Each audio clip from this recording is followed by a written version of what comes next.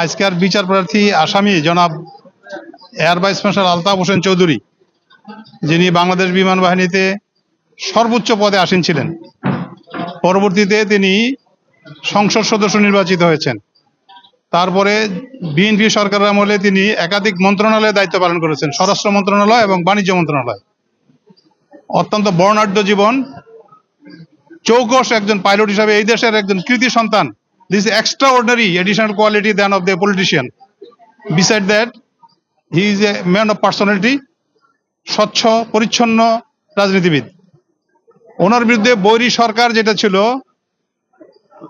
Army backed government, ওই সময় শুরু হলো কার্যক্রমটা এবং এটা কন্টিনিউ করেছে till the continuation of the then government, ousted government, Sheikh Hasina government. ওনার বিরুদ্ধে একটা মামলা হলো সম্পদ বিবরণী দাখিল করার জন্য।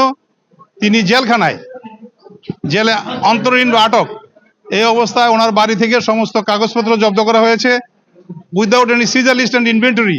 সেই সমস্ত কাগজপত্র নিয়ে যাওয়া হয়েছে। ওনার বাড়িতে যারা ছিলেন তাদের কাছে ওই কাগজপত্র কোনো কপি দেয় নাই, কোনো স্বাক্ষরিত কোনো তথ্য সেখানে নাই। এই অবস্থায় ওনাকে জেলে আবদ্ধ অবস্থায় ওনাকে নোটিশ ইস্যু করা হলো to submit the statement of the property. তিনি যতটা সম্ভব স্মরণে আছে তার উপরে ধারণা করে একটা সম্পদ বিবরণী দাখিল করলেন। এই মামলাটা একমাত্র ব্যতিক্রম। I draw the attention of the all journalist and reporters. ওনার সম্পদ বিবরণীটা জেলখানার থেকে এসেছে অরিজিনাল। জেল কর্তৃপক্ষ অরিজিনাল স্টেটমেন্ট অফ প্রপার্টি পাঠিয়েছেন দুদকে। আর এই মামলায় আজকের রায় দিন পর্যন্ত সেই মূল স্টেটমেন্টটা আর আসে নাই কোনো দিন। এটা ব্যতিক্রম, আর কোনো মামলায় পাবেন না আপনার এরকম। তার মানে ওনাকে হয়রানি করার জন্য যত রকমের অপকৌশল এই মামলায় ওনারা প্রয়োগ করেছেন। দীর্ঘদিন সাফারিং এর পরে এই মামলায় 20 জন সাক্ষী হয়েছে। ওনার বিরুদ্ধে অভিযোগ ছিল সর্বসাকুল্যে ওনার সারা জীবনে চাকরি জীবন, উনি দেশের বাহিরে এয়ার অ্যাটাচে বলে একটা শব্দ, এমবেসিতে বিমান বাহিনীর প্রতিনিধি হিসেবে সর্বোচ্চ মর্যাদায় সুযোগ সুবিধায় তিনি চাকরি করেছেন। ওনার সারা জীবনে চাকরি এই বিমান বাহিনীর প্রতিনিধি হিসেবে দেশের বাইরে এবং সংসদ সদস্য ও কেন্দ্রীয় মন্ত্রী হিসাবে দায়িত্ব পালন করার সময় ওনার বিরুদ্ধে অভিযোগ আসলো সর্বসাকুল্যে 1,53,00,000 টাকা ওনার জ্ঞাত আয় বহির্ভূত সম্পদ। এই সম্পদের সমস্ত ব্যাখ্যা দিয়ে তিনি দিয়েছিলেন স্টেটমেন্ট, সেই স্টেটমেন্টটা গায়েব করা হয়েছে।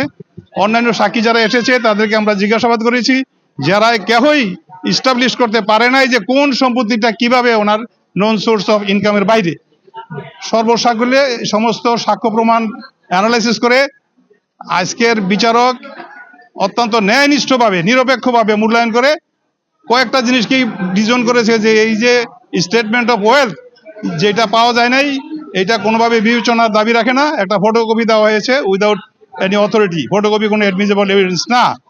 দ্বিতীয় হলো ওনার সারা জীবনের ইনকামের তথ্যগুলো ঠিকমতো আসে নাই। উনি 1962 সাল থেকে পাকিস্তান এয়ারফোর্স চাকরিতে জয়েন করেছেন। 62 সাল থেকে শুরু করে কোনো তথ্য, কত টাকা পেয়েছেন এর কোনো বিবরণী কোনো জায়গার থেকে আনে নাই। 91-র পরে একটা সময়কাল ধরে ওনার বিরুদ্ধে অভিযোগটা এসেছে। এই সময়কালের বিষয়টা নোটিশে উল্লেখ করা ছিল না। যে নোটিশ জারি করা হয়েছে সম্পদ বিবরণী দাখিলের জন্য, সেখানেও সময়কাল উল্লেখ করা হয় নাই। চার্জশিটে এসে বললেন এটা। তার মানে প্রত্যেকটা পদে পদেই মন করা একটা বানোয়াটি উদ্দেশ্যে একটা তথ্য নিয়ে আসছেন। সবকিছু মিলিয়ে this case has been failed, prosecution has totally failed to prove the case.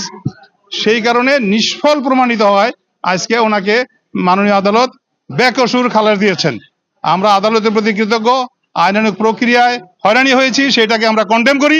আর আজকের এই মুক্ত বিচার ব্যবস্থায় মুক্তভাবে যে বিচার সিদ্ধান্ত হয়েছে এই আদালতের প্রতি আমরা কৃতজ্ঞ। আপনাদের প্রতি আমরা কৃতজ্ঞতা জানাই। দেশবাসীর কাছে আমরা জনাব আলতাফ চৌধুরীর পক্ষ থেকে কৃতজ্ঞতা জানাই, দোয়া চাই।